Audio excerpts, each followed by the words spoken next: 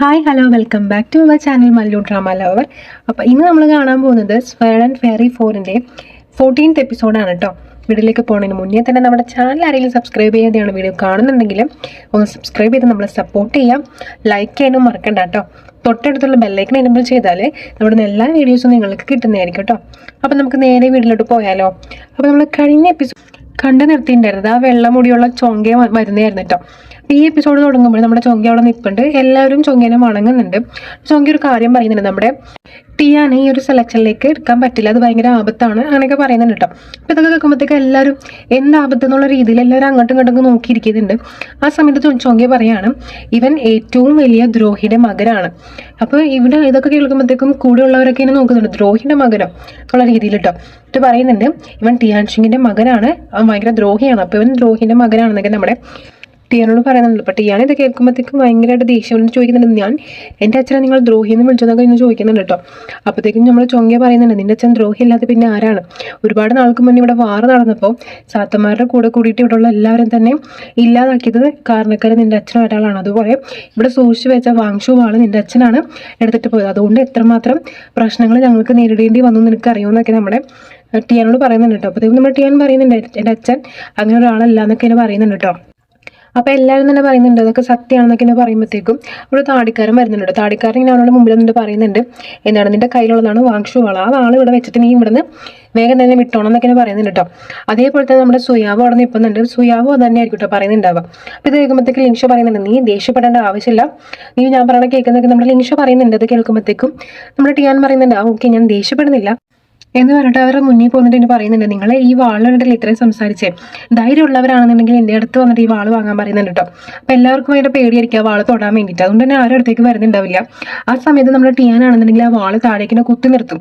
എന്നിട്ട് നമ്മുടെ ടിയാൻ പറയുന്നുണ്ട്, എൻ്റെ അച്ഛന് മാത്രമേ തൊടാൻ സാധിക്കുള്ളൂ, ഇപ്പം ഞാനത് തൊട്ടിരിക്കുകയാണ്, നിങ്ങൾക്ക് ധൈര്യമാണെന്നുണ്ടെങ്കിൽ ഇത് വന്നിട്ട് നിങ്ങൾ തൊടുന്നൊക്കെ പറയുന്നുണ്ട് കേട്ടോ.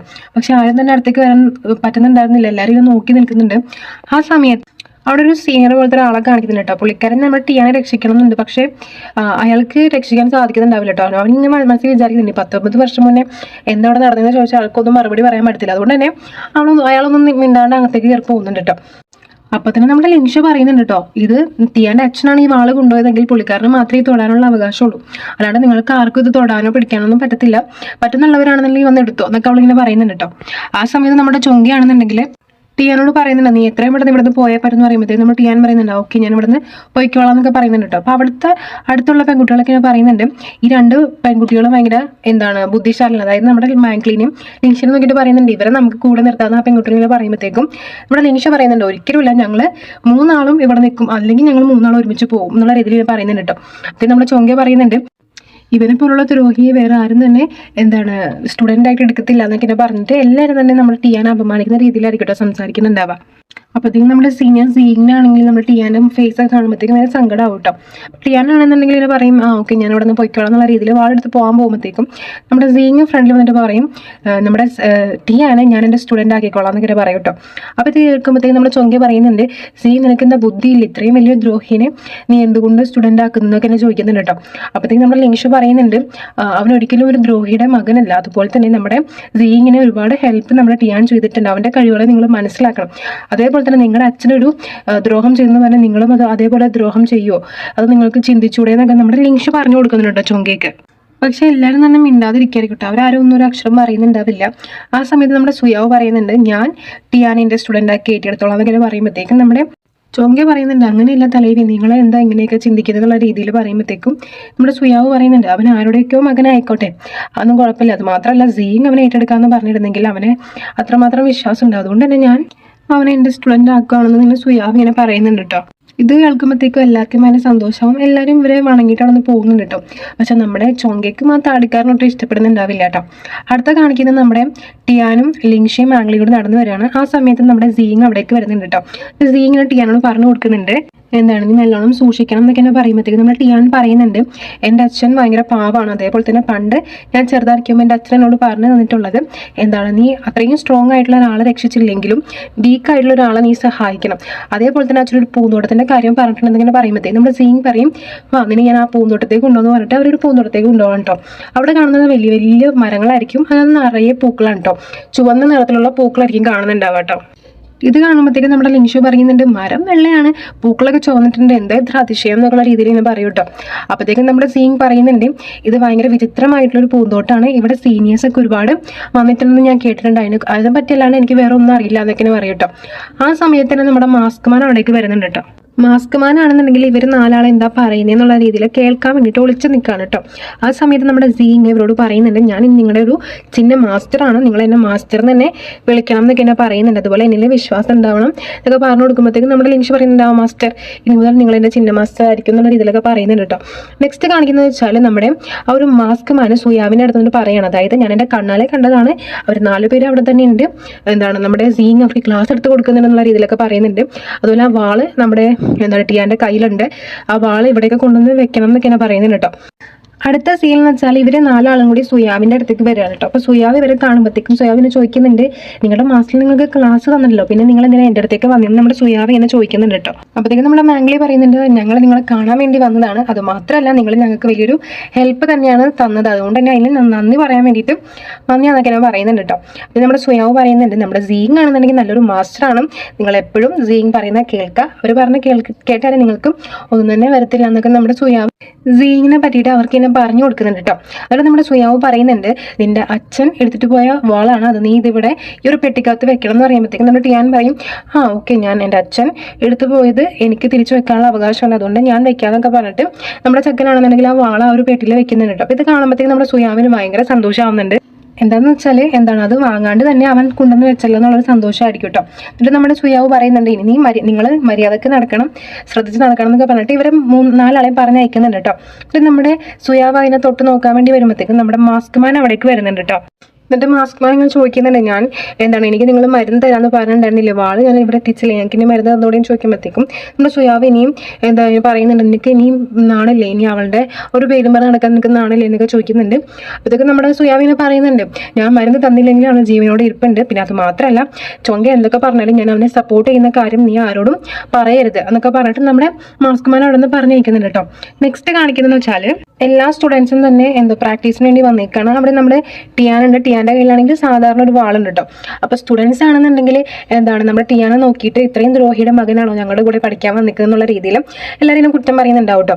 അപ്പോൾ ഇത് നമ്മുടെ ടിയാൻ കേൾക്കുന്നുണ്ട്. അപ്പോൾ ആ ഒരു പറഞ്ഞ ആളുടെ അടുത്ത് നമ്മുടെ ടിയാൻ പറയുന്നുണ്ട് നിൻ്റെ അച്ഛൻ എന്താ ചെയ്യുന്നതെന്ന് ചോദിക്കുമ്പോഴത്തേക്കും ആളിങ്ങനെ പറയുന്നുണ്ട് എൻ്റെ അച്ഛൻ ഭയങ്കര ബിസിനസ് മാൻ ആണെന്നുള്ള രീതിയിൽ പറയുമ്പോഴത്തേക്കും നമ്മുടെ ടിയാൻ പറയുന്നുണ്ട് നിൻ്റെ അച്ഛൻ ഇനി ബിസിനസ് ചെയ്ത് അതൊക്കെ എന്തെങ്കിലും പൊട്ടിപ്പോയിക്കാനല്ല, അതൊക്കെ നിൻ്റെ പേരിലാവോ എന്നുള്ള രീതിയിൽ ഇങ്ങനെ ചോദിക്കുന്നുണ്ട്. അച്ഛൻ മോശക്കാരനാവോ എന്നുള്ള രീതിയിൽ ചോദിക്കുമ്പോഴത്തേക്കും നമ്മുടെ ആ ഒരു പയ്യൻ ഇങ്ങനെ പറയുന്നുണ്ട് നിനക്ക് എത്ര ധൈര്യം ഇരിക്കുന്നു, ഇത്രയും ദ്രോഹിയായ ഒരാളുടെ മകനായിട്ട് നീ എന്നെ ഇങ്ങനെ പറയാന്നൊക്കെ പറഞ്ഞിട്ട് ഇങ്ങനെ വഴക്കുണ്ടാക്കുമ്പോഴത്തേക്കും ഇവിടെ ആ സീനിയർ വരുന്നുണ്ട് കേട്ടോ. സീനിയർ ഇങ്ങനെ പറയുന്നുണ്ട് നിങ്ങൾ എന്താ ഇവിടെ സംസാരിച്ചിരിക്കുന്നത്, എല്ലാവരും പോയി ലൈനിൽ നിന്നേന്നൊക്കെ പറയുന്നുണ്ട് കേട്ടോ. ആ സമയത്തിന് ആ പയ്യനാണെങ്കിൽ ഒരു മന്ത്രക്കെട്ട് ഉപയോഗിച്ചിട്ട് നമ്മുടെ ടിയാൻ്റെ കഴുത്തിലേക്ക് ഇങ്ങനെ ആകൂട്ടോ. അപ്പോൾ അവനൊന്നും സംസാരിക്കാനൊന്നും പറ്റുന്നുണ്ടാവില്ല. അപ്പോൾ ഇതെല്ലാം നമ്മുടെ ആ സീനിയർ പയ്യൻ കാണുന്നുണ്ടാവും. അതുകൊണ്ട് തന്നെ അവൻ എന്താണ് അവൻ്റെ മന്ത്രം ഉപയോഗിച്ചിട്ട് ആ പയ്യനെ നേർക്ക് ഒരു മന്ത്രം എറിയുന്നുണ്ട് കേട്ടോ. അപ്പോഴത്തേക്കും നമ്മുടെ പയ്യൻ ഇങ്ങനെ വീണ് പോകുന്നുണ്ട്. അപ്പോൾ ഇത് കാണുമ്പോഴത്തേക്ക് എല്ലാവരും ചിരിക്കുന്നുണ്ട്, എന്താണ് നിനക്ക് ലൈനിൽ നിൽക്കാൻ പോലുള്ള ശേഷിയില്ലെന്നൊക്കെ പറഞ്ഞിട്ട് എല്ലാവരും കളിയാക്കുന്നുണ്ട്. ഇത് കാണുമ്പോഴത്തേക്കും നമ്മുടെ ടിയാനെ മനസ്സിലാവും കേട്ടോ സീനിയറാണ് രക്ഷിച്ചെന്നുള്ള രീതിയിൽ. അപ്പോൾ അവൻ ഇങ്ങനെ സീനിയറെ നോക്കി നിൽക്കുന്നുണ്ട്. അടുത്തത് അവൻ ആ പൂന്തോട്ടത്തിൽ പോയിട്ട് അവൻ്റെ അച്ഛനെ നിലവ് പലക ഇങ്ങനെ വെച്ചിട്ട് എന്താണ് അച്ഛനോട് പറയുകയാണ് അച്ഛ എന്താണ് ഞാൻ എല്ലാവരുടെയും മുന്നിലും അച്ഛൻ്റെ ആ ഒരു നന്മ ഞാൻ കാണിച്ചു കൊടുക്കും, എല്ലാവരും ദ്രോഹിയെന്ന് വിളിച്ചിട്ടുണ്ടെങ്കിൽ അവരെ കൊണ്ട് തന്നെ ഞാൻ മാറ്റി പറയിപ്പിക്കുന്നുള്ള രീതിയിൽ അവനിങ്ങനെ അച്ഛനോട് സംസാരിക്കാൻ കേട്ടോ. അപ്പോൾ ഇതെല്ലാം നമ്മുടെ ലിങ്ഷ കേട്ട് വരുന്നുണ്ട്. ലിങ്ഷക്കാണെങ്കിൽ ഇവന് സങ്കടം തോന്നിട്ടോ, ഇവന് എത്രമാത്രം സങ്കടം ഉണ്ടാവും, ഇവന് അച്ഛനെ പറ്റി ഇങ്ങനെയൊക്കെ പറയുമ്പോൾ ഇവന് എത്രമാത്രം സങ്കടം തോന്നുന്നുള്ള രീതിയിലും അവർക്ക് ഭയങ്കരമായിട്ട് സങ്കടം തോന്നുന്നുണ്ട്. എന്നിട്ട് അവളിങ്ങനെ വന്നിട്ട് തലയിലിങ്ങനെ അടിക്കുന്നുണ്ട് കേട്ടോ. അപ്പോൾ ഈ സമയത്താണ് നമ്മൾ ടിയാൻ പറയുന്നത് ലിങ്ഷ ഞാനൊന്നും ചെയ്തിട്ടില്ല, ഞാൻ ഇവിടെ വെറുതെ ഇരിക്കാന്നുള്ള രീതിയിലും അവളിങ്ങനെ പറയും കേട്ടോ. അപ്പോഴത്തേക്കും നമ്മുടെ പെങ്കൊച്ചു പറയുമ്പോൾ നീ ഇവിടെ വെറുതെ ഇരിക്കാന്ന് എനിക്കറിയാം, അതല്ല മാംഗ്ലി ഇവിടെ നമ്മൾ അന്വേഷിക്കാം, നമുക്ക് അങ്ങോട്ട് പോകണ്ടേ എന്ന് പറഞ്ഞിട്ട് അവളിങ്ങനെ പറയുന്നുണ്ട്. നീ അതൊന്നും കാര്യമാക്കുന്നുണ്ടോ, ഇവിടെ ഒരുപാട് ആൾക്കാരുണ്ടാവും, അവർ പലതും പറയും, നീ അതൊന്നും കാര്യമാക്കണ്ട, നീ സീങ് പറയണത് മാത്രം കേട്ടാൽ മതി എന്ന് പറയുന്നത്. അതുപോലെ തന്നെ ചൊങ്ക പറയുന്നതും കേൾക്കേണ്ട ആവശ്യമില്ല, അയാളൊരു എന്താണ് ചീത്ത മനുഷ്യനാണ്, അയാൾ പറയണതൊന്നും നീ വിശ്വസിക്കൊന്നും വേണ്ട. അതേപോലെ ഇവിടെ ഒരു തലൈവരുണ്ട്, അപ്പോൾ അയാളോട് നമുക്ക് ഈ കാര്യങ്ങളൊക്കെ പറഞ്ഞാൽ ചിലപ്പോൾ അയാളെല്ലാം വിശ്വസിക്കും, നമുക്ക് അയാളെ കാണാൻ പോയാലെന്നൊക്കെ പറയുമ്പോഴത്തേക്കും നമ്മുടെ ടിയാൻ പറയുന്നുണ്ട് നമുക്കെന്നാൽ ആ തലൈവരോട് പറയാമെന്നൊക്കെ പറഞ്ഞിട്ട് അവരങ്ങോട്ട് പോവുകയാണ്. നമ്മൾ ലിങ്ഷാണ് കൂട്ടിക്കൊണ്ട് പോവുക. അപ്പോൾ ആ സമയത്താണെങ്കിൽ അവിടെ അടുപ്പിൽ എന്തൊക്കെയോ കുക്ക് ചെയ്യുന്ന മണമൊക്കെ വരുന്നുണ്ട്. അപ്പോൾ നമ്മുടെ ടിയാനാണെങ്കിൽ ഓടിപ്പോയിട്ട് എനിക്ക് വിശക്കുന്നുള്ള രീതിയിൽ അവന് ഓപ്പൺ ആക്കുന്നുണ്ട് കേട്ടോ. അപ്പോൾ ഒരു സ്മെല്ല് വരുമ്പോഴത്തേക്കും നമ്മുടെ ലിങ്ഷൊക്കെ കാണുന്നതിന് ഒട്ടും ഇഷ്ടപ്പെടുന്നുണ്ടാവില്ല. അവർക്ക് ഇങ്ങനെ ഛർദ്ദിക്കാനൊക്കെ വരുന്നുണ്ടാവും കേട്ടോ. അപ്പം നമ്മുടെ ടിയാനാണെങ്കിൽ അതിങ്ങനെ എടുത്തിട്ട് പറയും, ഇത് ആടിൻ്റെ സൂപ്പാണ്, ഞാൻ അത് കഴിക്കാമെന്നൊക്കെ പറഞ്ഞിട്ട് അവനിങ്ങനെ വായിലേക്ക് ഇടുന്നുണ്ട് കേട്ടോ. വായിൽ കഴിയുമ്പോഴത്തേക്കും അവന് ഒട്ടും ഇഷ്ടപ്പെടില്ല, ഒരു കയ്പ്പ് പോലെ ഫീൽ ചെയ്യുന്നുണ്ട് കേട്ടോ. അപ്പോൾ അവനിങ്ങനെ തുപ്പിയിട്ട് ഇങ്ങനെ പറയുന്നുണ്ട്, ഇതെന്താ കഴിക്കുന്നേ എന്ന് പറയുമ്പോഴത്തേക്കും നമ്മുടെ ലിങ്ഷ പറയുന്നുണ്ട്, എടാ അത് ചീത്ത സാധനം എന്നൊക്കെ ഇങ്ങനെ പറയുന്നുണ്ട് കേട്ടോ. ആ ടൈമിൽ അവിടുത്തെ പെരിയവർ അത് തലവർ ഇങ്ങനെ വരുന്നുണ്ട് കേട്ടോ. ഇത് പറയുന്നുണ്ട്, ആരാണ് എൻ്റെ സൂപ്പ് എടുത്ത് കുടിച്ചത്, മരുന്ന് ഒരാൾ ഉണ്ടാക്കി വെച്ച മരുന്നായിരിക്കും കേട്ടോ. അത് ആരെടുത്ത് ടേസ്റ്റ് ചെയ്യുന്നൊക്കെ ചോദിക്കുമ്പോഴത്തേക്കും നമ്മുടെ ചക്കന് തിരിഞ്ഞിട്ട് പറയും, അത് നല്ല രസമുണ്ട്, അതാ നോക്കിയെന്നൊക്കെ പറയും കേട്ടോ. അപ്പോഴത്തേക്കും നമ്മുടെ തലയിവരിങ്ങനെ അടിക്കാനൊക്കെ വരുമ്പോഴത്തേക്കും എന്താണ് നമ്മുടെ ടിയാൻ പറയുകയോ എന്നെ അടിക്കൽ ഇങ്ങനെ അറിയാതെ എടുത്തു പോയതെങ്കിലും പറയും കേട്ടോ. ആ സമയത്ത് തന്നെ നമ്മുടെ ലിങ്ഷ് ചോദിക്കുന്നുണ്ട്, പെരിയവർ ആരാന്ന് ചോദിക്കുമ്പോഴത്തേക്കും നമ്മുടെ ഒരു ആൾ പറയുന്നുണ്ട്, നിങ്ങൾക്ക് കണ്ണ് കണ്ടൂടെ, ഞാൻ തന്നെയാണ് പെരിയവർ, ചൊങ്കേൻ്റെ കൂടെ ഉണ്ടായ പെരിയവർ ഞാൻ തന്നെയാണ്, പ്രാന്തനായ പെരിയവർ ഞാൻ തന്നെയാണെന്നൊക്കെ ഇങ്ങനെ പുള്ളിക്കാരിനെ പറയുന്നുണ്ട് കേട്ടോ. ഇത് കേൾക്കുമ്പോഴത്തേക്കും നമ്മുടെ ലിങ്ഷ, നിങ്ങളാണോ പെരിയവർ എന്ന് പറഞ്ഞിട്ട് നമ്മുടെ ടിയാനെ ചൂണ്ടിക്കാണിച്ചിട്ട് പറയും, ഇത് ടിയാനാണ്, ടിയാൻഷിൻ്റെ മകനാണെന്നൊക്കെ പറയും കേട്ടോ. അപ്പോൾ ഇത് കേൾക്കുമ്പോഴത്തേക്കും പെരിയവർ ടിയാൻഷിൻ്റെ മകനാണ് നമ്മുടെ ചുറ്റിനെ നോക്കുന്നുണ്ട് കേട്ടോ. അപ്പോഴത്തേക്കും നമ്മുടെ ടിയാൻ പറയുന്നുണ്ട്, ഞാൻ ടിയാൻഷിൻ്റെ മകനാണ്, പെരിയവർ എനിക്കൊരു ഹെൽപ്പ് ചെയ്യണം, അതായത് 19 വർഷത്തിന് മുന്നേ എൻ്റെ അച്ഛൻ എന്താ സംഭവിച്ചത് എന്നുള്ളതൊന്ന് പറഞ്ഞു തരാമോ എന്നൊക്കെ ചോദിക്കുമ്പോഴത്തേക്കും നമ്മുടെ പെരിയവർ പറയും, അതൊന്നും എനിക്കറിയില്ല എന്നാണ് പോകാൻ പോകുമ്പോഴത്തേക്കും നമ്മുടെ ലിങ്ഷ് ചോദിക്കും, നിങ്ങൾ ഇവിടെ വൈൻ ഉണ്ടോ, നമുക്ക് വൈൻ കൊണ്ടു തരുമെന്ന് ചോദിക്കുമ്പോഴത്തേക്കും പെരിയവരാണെങ്കിൽ വൈൻ്റെ പ്രാന്തനായിരിക്കും. അതുകൊണ്ട് ഞങ്ങൾ പറയും, വൈൻ ഉണ്ട്, ഞാൻ എടുത്ത് തരാമെന്ന് പറഞ്ഞിട്ട് അത് അങ്ങോട്ട് പോകുന്നുണ്ട്. അപ്പോഴത്തേക്കും നമ്മുടെ ലിങ്ഷ് പറയുന്നുണ്ട്, നമുക്ക് ഇയാളുടെ കൂടെ ഇരുന്നിട്ട് വൈൻ കുടിച്ചാലും നമ്മുടെ ടിയാനോട് പറയുന്നുണ്ട് കേട്ടോ. ടിയാനാണെങ്കിൽ നീ എന്തൊക്കെയാണ് പറയുന്നത് പറയുമ്പോഴത്തേക്കും നമ്മുടെ ലിങ്ഷ് പറയുന്നുണ്ട്, സത്യം അറിയണമെന്നുണ്ടെങ്കിൽ നമുക്ക് അയാളുടെ കൂടെ ഇരുന്ന് കുടിച്ചേ പറ്റുമെന്നൊക്കെ പറയുന്നുണ്ട് കേട്ടോ. അടുത്ത കാണിക്കുന്നത് താടിക്കാരനെയാണ് കേട്ടോ.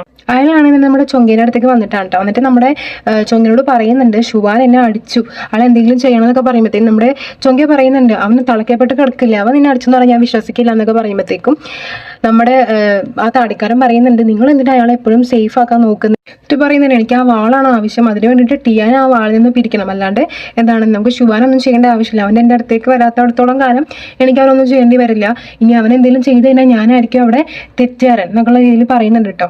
അടുത്ത സീനിൽ നമ്മുടെ സുയാവിനെ കാണിക്കുന്നുണ്ട്. അവളുടെ കയ്യിലാണെങ്കിൽ ആ വാളുണ്ടാവും കേട്ടോ. അവൾ നമ്മുടെ ശിവാന്റെ അടുത്ത് പോയിട്ട് പറയുന്നതാ, ടിയാൻ്റെ കയ്യിൽ നിന്ന് ഞാൻ വാള് വാങ്ങിച്ചിട്ടുണ്ട്, അത് മാത്രമല്ല ടിയാനെ കാണുമ്പോൾ ശരിക്കും എന്താണ് നമ്മുടെ സുയാവിനെ പോലെ തന്നെ തോന്നുന്നുണ്ടെന്നൊക്കെ പറയും കേട്ടോ. അപ്പോൾ ഇത് കേൾക്കുമ്പോൾ നമ്മുടെ ശിവാൻ പറയുന്നുണ്ട്, എത്രയും പെട്ടെന്ന് ടിയാനെ നീ എൻ്റെ അടുത്തേക്ക് കൊണ്ടുവരുന്നെന്ന് പറഞ്ഞിട്ട് അവൻ്റെ ആ മന്ത്രം ഉപയോഗിച്ചിട്ട് വാളിങ്ങനെ പറത്താൻ നോക്കാൻ കേട്ടോ അവളുടെ കയ്യിൽ നിന്ന്. അപ്പോഴത്തേക്കും നമ്മുടെ സുയാവ് ആ വാള് കയറി പിടിക്കുന്നുണ്ട്. പക്ഷെ അവൾക്ക് അതിനെ പിടിക്കാൻ പറ്റുന്നുണ്ടാവില്ല കേട്ടോ. അവളുടെ കൈയൊക്കെ എന്തോ പോലെ ആവുന്നുണ്ട്. അപ്പോഴത്തേക്കും നമ്മുടെ ശിവാൻ പറയുന്നുണ്ട്, നീ എത്രയും പെട്ടെന്ന് അവൻ എൻ്റെ അടുത്തേക്ക് എത്തിക്കണം എന്ന് പറയുമ്പോഴത്തേക്കും നമ്മുടെ സുയാവ് പറയുന്നുണ്ട്, എന്താണ് എൻ്റെ കയ്യിൽ ഈ വാൾ ഇരിക്കുന്ന അത്രത്തോളം കാര്യം ഞാൻ നിങ്ങൾ ആരെയും കൊണ്ടൊന്നും കാണിക്കില്ല എന്നൊക്കെ പറഞ്ഞിട്ട് ദേഷ്യപ്പെടുന്നുണ്ട് കേട്ടോ. അതോടെയാണ് ഈ ഒരു എപ്പിസോഡ് അവസാനിക്കുന്നത്. അപ്പോൾ നിങ്ങൾക്ക് ഇഷ്ടമായിരുന്നുണ്ടെങ്കിൽ എന്തായാലും ലൈക്ക് ചെയ്യുക, ഷെയർ ചെയ്യുക, കമൻസ് ഒക്കെ രേഖപ്പെടുത്തുക. അതേപോലെ തന്നെ ഇതുവരെയും സബ്സ്ക്രൈബ് ചെയ്തിട്ടില്ലെങ്കിൽ നമ്മളെ സബ്സ്ക്രൈബ് ചെയ്ത് സപ്പോർട്ട് ചെയ്യുക. അപ്പോൾ അടുത്ത വീട്ടിൽ കാണുന്നവരേക്കും it's signing off Tasni, by.